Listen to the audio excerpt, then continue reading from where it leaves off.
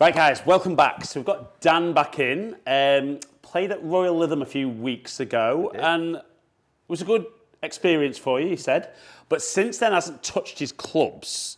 And I suppose like a lot of you watching, maybe when he first gets back into it, he feels that he maybe takes him a bit longer than he would like to get going. So we're going to basically do just a live lesson, helping him get back on that club face control, improving that strike, and just basically hitting better quality golf shots. So we're going to let him loosen up. We've already set hack motion up because the wrist position is really, really important for how he delivers that club, both for club face control and for strike. So we're going to see how he goes in warm-up. And I don't think we're going to edit any bad ones out. We're going to leave him in there, get some genuine reactions. Then we're going to talk about the feedback he can get, because feedback's key. If your feedback's wrong, you change the wrong thing. How this is going to give him great feedback, and just how quickly you can really change the quality of the ball striking.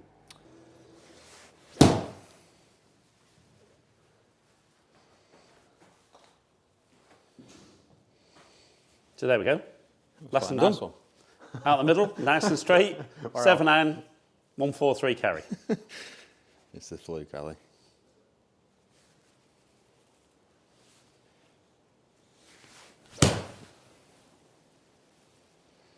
Two in a row, that.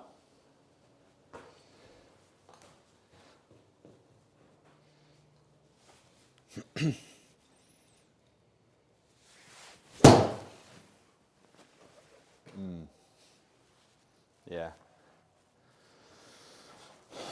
That's a more common shape. Yeah. By far.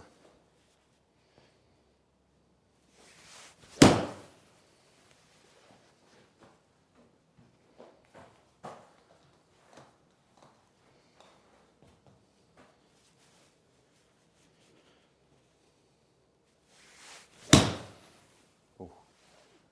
Dear.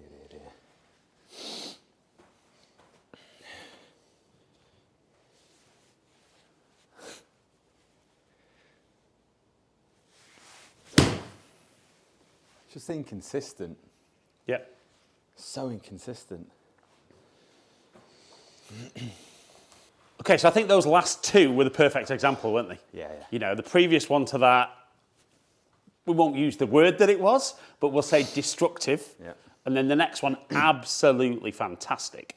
So I'm going to put how you delivered the club up there, and I'm going to show you what we spoke about. Right. So we've worked hard with you in the past on trying to make sure that that club face isn't wide open as you hit the golf ball. And as a general rule with golfers, what you'll see is that shape in the wrist there, the more of that shape there is, the more open the club face. So you've worked pretty hard in your golf swing on trying to close the club face through impact, which flattens that wrist. Yeah. Now, it's funny because actually on a lot of your bad ones now, you're actually overdoing it even though you're leaving it that way. So what you're doing is at address, everything's good. On the way back, sometimes you still keep a bit too much shape there, that way. And then on the way down, you flatten that wrist off. The club goes behind you nicely.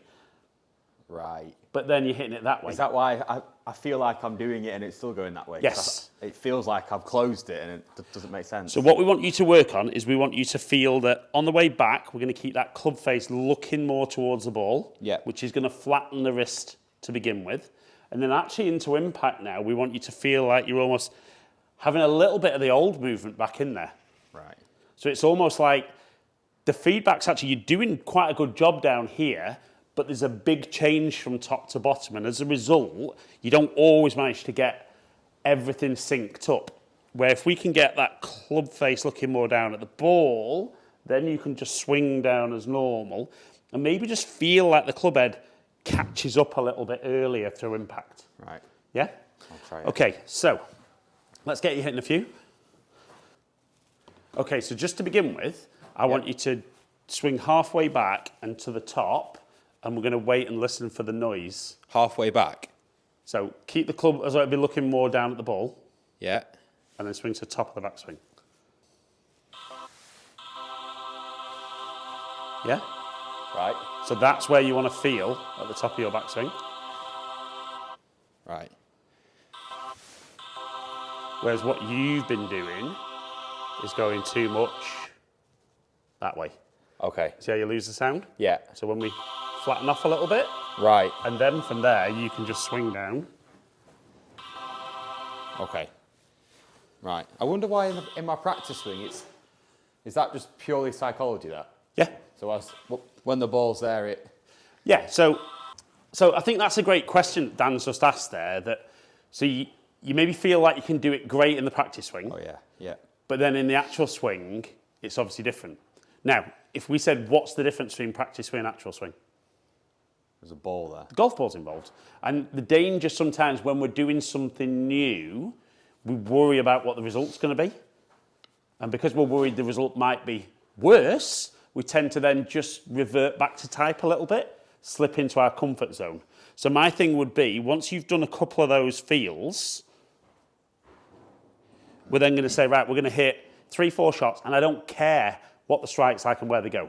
Right. Even though we're doing this to improve strike and direction, we're going to say, right, I'm going to completely let go of that, and I'm going to be very focused on the process. And then we know if we get the process good, well, then the golf ball gets in the way, and the ball goes where we want.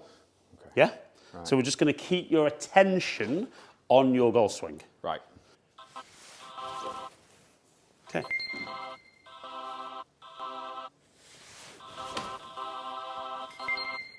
Now, both of those there, even though the top of the backswing wasn't quite right on the last one, it was much closer, and then impact was absolutely fantastic. Right. So now let's hit some shots. I'm going to turn the audio off just so it doesn't put you off hitting the shot. Right.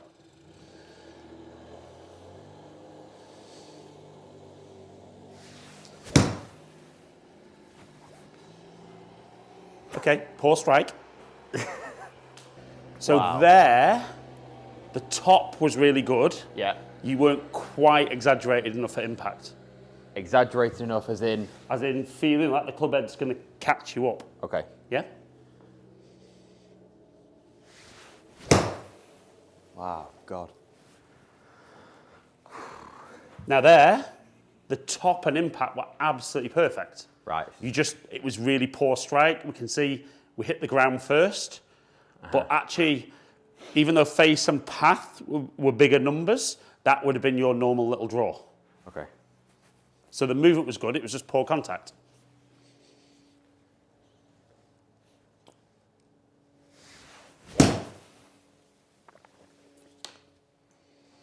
So there, not perfect, but much closer to the parameters we're looking for. And if we now look, club head speed's picked up, low points ahead, a little bit from the inside with a slightly closed club face, and there's 158 carry and 170 total. Back a couple of months ago, what was the face? Was it massively open? Yes. Yeah. Right. And that's why we were working on closing it. Yeah, so like I said earlier on, months and months ago, I mean, certainly last year, Yeah. your club face would have been 8-9 degrees open. And then the only way your brain could fix that was to swing much more out to in, and that's where we got that pulley one, that big slicey one, and real inconsistency. Now, I think more than anything nowadays, your inconsistent one tends to be poor strike. But if anything, because you've been working on closing the club face, in theory, you've actually got too good at it.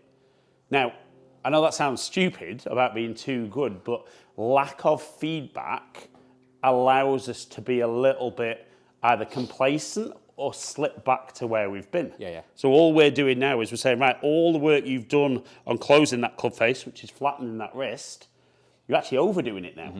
But you maybe get a little lazy on the way back, which means there's a big change on the way down. So if we can make it that you're better on the way back, there's less needs changing in the downswing, and therefore, as long as that contact point's good, we should see a much more consistent shot like that last one. Right. So that's what it is. I've been overdoing it Yes. because I've got it in my head too far. It Yeah, does because feel you're working like, on it. And, you know, ages ago, we spoke about almost having a bit of a scale of how much you were going to close it. Yeah. I think once you start doing something, you just get away from the scale. Yeah. Now it's going to, because it does feel like sometimes I come back on it, and in order to make it not slice, sometimes it feels like the club comes back almost facing the opposite way. Yeah. Because then in my head I'm thinking, well, it's definitely not going to slice it that way. Exactly. It's just gone too much.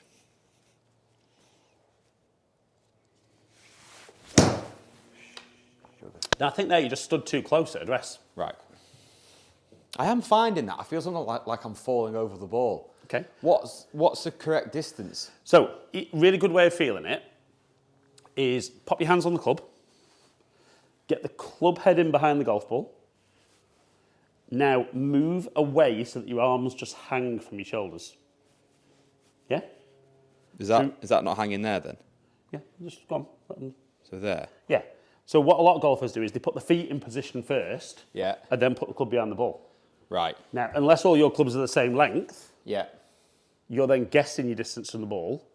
Let the length of the shaft Okay. influence how far away you stand. Yeah, because sometimes it feels like I might stand close to it. I might stand miles away from it. So put that that's an behind first. inconsistency. So have that consistency in setup, and then again, focus on what you need to do. Don't worry. You can't put these in. I know you are, though, aren't you? You can't put that one in either. Right, so do the practice swing and just focus on what you're doing.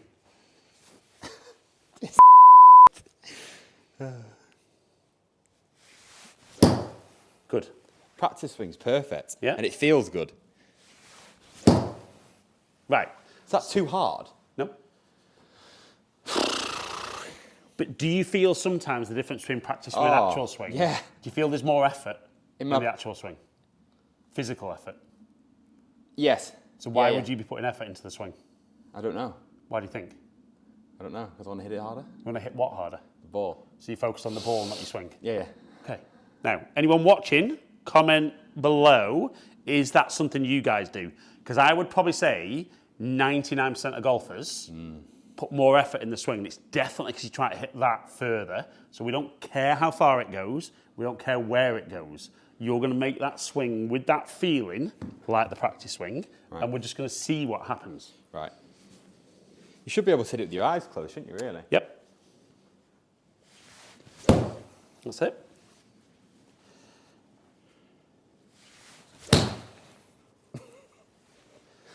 I know exactly why that happened. Go on. It felt like I slipped into the old way of leaving it really open and not... Okay. I would also say, Bring look it at your close. contact point. Why is it that happening? Is that Well- too close? Or Yes. That's it? So give yourself a bit of room away from the ball. Right.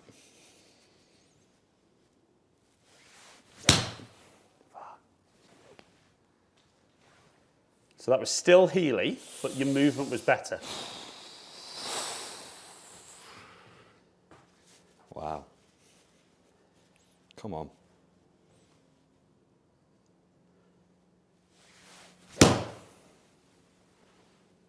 And there we go. That's the shot. Yeah. Now, yes, it's still a little bit Healy, but your delivery of the club was fantastic. Look at your low point, look at your path, look at the face. What was the result on? Good, you weren't perfect, we can see there. You were still a little bit too much shape at the top, and actually you overdid what we've asked you to do through impact. Right. Okay, now, if I said for you though, where you've been getting too much that way through impact, so we've asked you to feel like the club overtakes a bit, you actually overdid it a little bit there. Just, I mean, like 2 degrees, Right. which is minuscule, but look at that as a golf shot. How come it went straight then? If there's so Because- much changes. Yeah. So if you think about it, it's not just, if the club face was there, and I've got that shape, obviously what happens in the golf swing is, as we come, there's much more shaft lean, which in theory would leave the club face open. Yeah. So then we have to twist the club face a little bit to get that to close. But we're also talking about, is the wrist more this way or this way into impact? Yeah? Now, without having too much to think about, because I think that's the key, isn't it? Most golfers overthink it, too many swing thoughts. So what we've said with you is, historically, you were very like that. Yes. Okay, and we can see even with the camera there where that club face is going to point. So we've got you worked a lot on trying to close that club face, which is twisting the club, and you generally overdoing that a little bit now. So it actually needs to feel a little bit more of that shape. There actually won't be, and this is again where hack motion as a sense is great. feel and real. When you play well, feel and real are kind of there. The more we struggle, the further they get away. Exactly. Yeah? So that last one, even though the numbers for hack motion weren't perfect, they were much closer to where we wanted to be, and there was much less change from there to there. You're right. So in theory, that should be more repeatable. Because if you've got a lot of change in there, if you were doing that 8 hours a day, 7 days a week, they're not really compensations, are they? But best will in the world, when's the last time you were at balls? I was at Royal Lytham. Yeah. 2-3 weeks ago. 2-3 weeks ago. Easily. So if we can have that movement as simple as possible, you're going to hit a lot more good shots. What you've got to be very careful of is when you get your bad one out the heel, not to think, hang on, maybe I didn't do this bit. Yeah. There was just a poor strike. But if I keep making good movements and make sure my distance at address is right, we'll then all of a sudden deliver the club better, strike it well, and influence the ball. Where do you stand when you hit a 7-iron? So for me, like I said, I would pop my hands on, club behind the ball, just let my arms hang from my shoulders, and then just spread my feet. So you're almost in the middle of that mat, whereas I'm like that. Yep. So I'm stood way too close to it. Everyone's a little bit different. There is no set rule on that. Right. But I would feel when I address the ball, the weight is very much between the ball and the heel of my foot, very much like I stand normally day to day. Right, because I feel like I'm leaning over it. So if you tilt forward, straight Yeah. away you're nearer the golf ball, aren't you? Right. That's one thing I've started So feel to where feel. you I feel stand. like I'm- Yeah? You can put that in behind, get the weight in the feet, and then focus on what you need to do.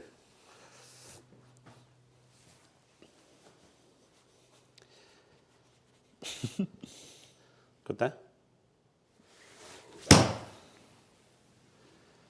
Felt good. And there we go, there's a golf shot. That felt good. So again, your numbers very, very close to what we want you to be from a feedback perspective with your wrist. But ultimately what we're doing is we're seeing how you're delivering the golf club and how you're making the ball either go in the direction you want or not go how you want.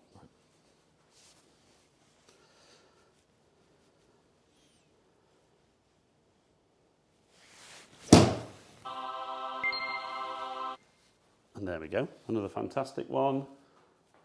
The top of the backswing wasn't great, It didn't feel great, to be honest with you. but impact was good, and that's Yeah. the key. It felt a little bit like a I don't know, like a baseball swing Okay. or a tennis backhand. It felt Yeah, and that was right, what Yeah. you did with your wrist there. yeah.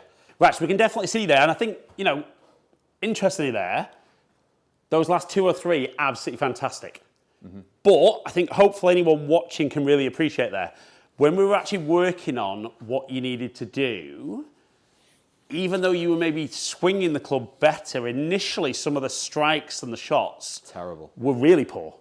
But it takes that level of commitment to stick with what you're working on and kind of go, right, if I've hit it off the hosel there, that's not really got anything to do with that.